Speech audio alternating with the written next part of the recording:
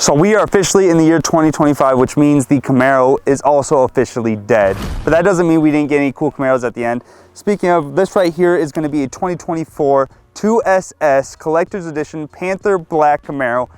That's a lot of words, but we're going to get right into it and we'll tell you guys exactly what this car, what makes it cool, and just how it feels to drive it. So let's just jump right in. My name's Trent, you're watching GaudinX.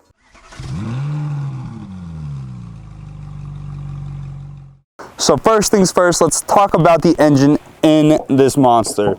This car does have a 6.2 liter V8. It's got the LT1 engine. This thing produces 455 horsepower and 455 pound-feet of torque, which is honestly, I love how, you know, those numbers match. You never see that in cars, and I think that's cool. But what I like about this car is that this is a special edition, and it does get that Panther Black code name from, that was the code name for the Camaro project back in the 60s. So they want to pay homage to that car by, you know, naming the outgoing model the exact same thing, which I think is cool. But yes, this engine right here is a monster. It sounds amazing when you're driving down the street. We'll talk about that. You guys will hear that in a little bit. But let's continue on with the front end of this car. Up here, you do have the vented hood, which this is a real vent that goes to the hood. It's not one of those knockoff tacky ones you see people throw on their Mustangs and other cars, but we're not going to mention that. You've also got the LT1 badging up here, which looks great. The front end of this car got a redesign, and if you guys do want to see another video about a Camaro like this one, you should check out our channel. We got one. Our other presenter or host, Jason, talked about it. Although that one had a ugly front end, in my opinion, they definitely changed it up for this generation of the Camaro, and it looks great now. Too bad they killed it off, but you know, it is what it is. You've also got in a just the front end, like I said, it's aggressive looking. You got the blacked out Chevy bow tie, which I love. You've got a massive lip down here, which I'm not gonna lie, I just kicked it off camera and really stubbed my ankle right there, but it looks good. It just looks aggressive. It looks like a track car, honestly. So I really love what they did with the front end of this car. Moving on to the side, not much has changed over here, but you do get some cool features up here. You've got just overall the blacked out Camaro look, which looks super good on this car, and you got the red trim on this car as well. So you got the red brake calipers. Obviously the one in the LT1 is red as well. You got the blacked out Camaro badge right here, which looks really cool. And if you get really close, it's hard to, can't really see it from there, but in the R on the Camaro, it's got a Panther logo as well. So again, just to signify that you are driving a Panther Black Camaro, you've got these little badges throughout the entire car. Back here on the spoiler, you've also got another Panther logo. It's really hard to see because it's a lot of black on black, but it does look good. And talking about this color just, I'm sure you guys can see right now, this color just shines, it sparkles, it looks beautiful in the sunlight. It's not just, you know, a standard black, it's not boring like that. It gives it something, you know, it really just pops in the sunlight. I don't know what else the word to use. It looks really good though. Back here, you got, honestly, your standard Camaro look. You got a couple cool things back here. You got these beautiful beautiful exhaust pipes. I love the chrome look to them. It really accentuates the black color on this car. You've got the SS badge back here. Again, you got another black Chevy bow tie. It looks great. Overall, the design of this generation of Camaro, I think, is one of my favorites. So, honestly, I don't have much to complain about. Back here, I'm not gonna open up the trunk right now because it's not much point to it. It's a really small trunk. Don't expect to have this car be your grocery getter, but it gets the job done, and it's a sports car. It's a fun little muscle car, honestly. And I think this is the best looking muscle car, honestly, in my opinion. I think it beats the Mustang, it beats the Chargers, the Challengers. So, but anyways, let's hop on inside and we'll talk about what's in there and we'll take it on for a spin. Let's talk about first what makes this car special on the inside. So this is, like we said on the exterior, this is the Panther Black Edition. So, like I said, the Panther logo continues throughout this car. So it is on the steering wheel right here, right at the very bottom of the steering wheel, which is a cool little, you know, fun fact about this car. And this car does have more of that red trim continued on the inside that you saw on the brake calipers and stuff like that. So the door trim is in red, you got red leather here, seat belts are in red. It's just very subtle. It's also on the gear shifter right here as well. So those red accents really accentuate this car a lot more, in my opinion. You got carbon fiber right in front of the passenger right here. That looks really good as well. Although those things are all great, fine, dandy, there's a lot of issues that I have with the interior of this car. First one being, there is a wireless charger in the car, but it's behind you. it makes no sense at all, because right here, at least, I mean, you shouldn't be texting and driving, and you probably shouldn't be like checking your phone. Oh my goodness, this guy just pulled out right in front of me. You shouldn't be checking your phone. You shouldn't be doing all that stuff.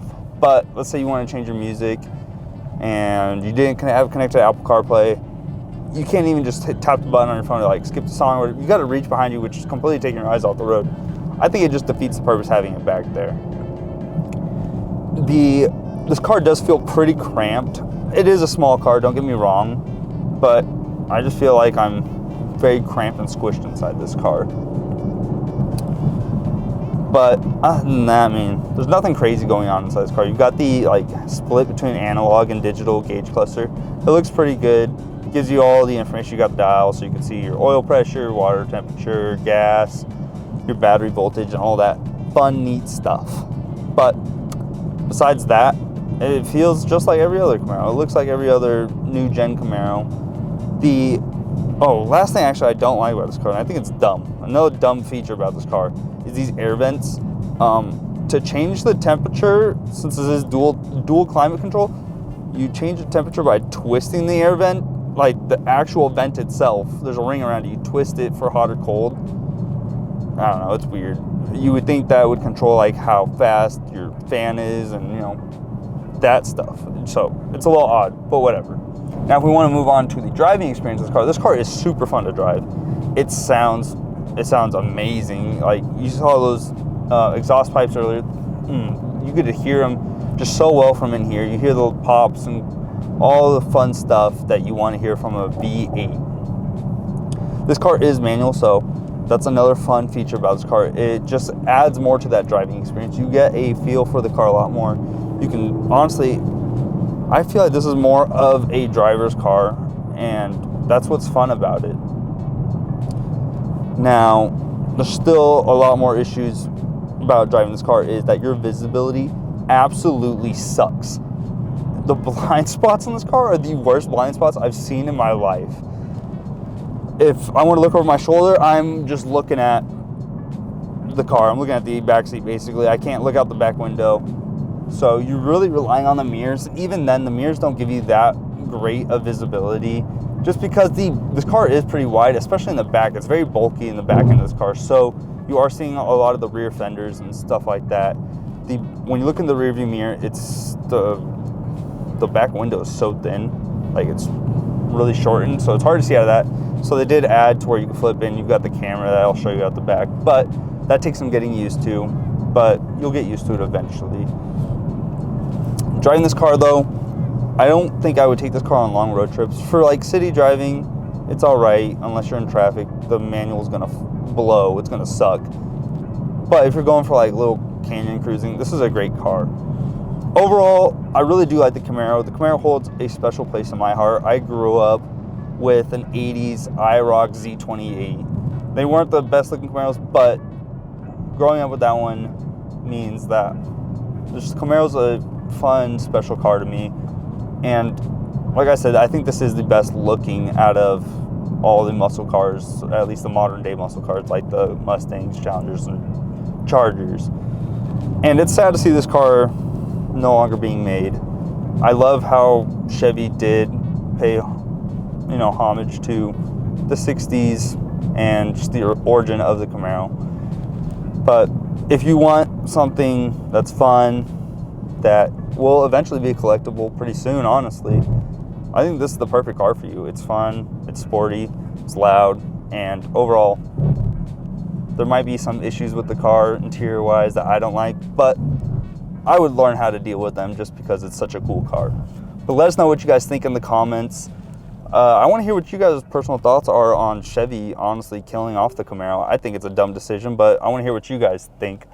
And if you guys want to see more videos like this, be sure to like, comment, share, and subscribe, and we'll see you guys in the next video.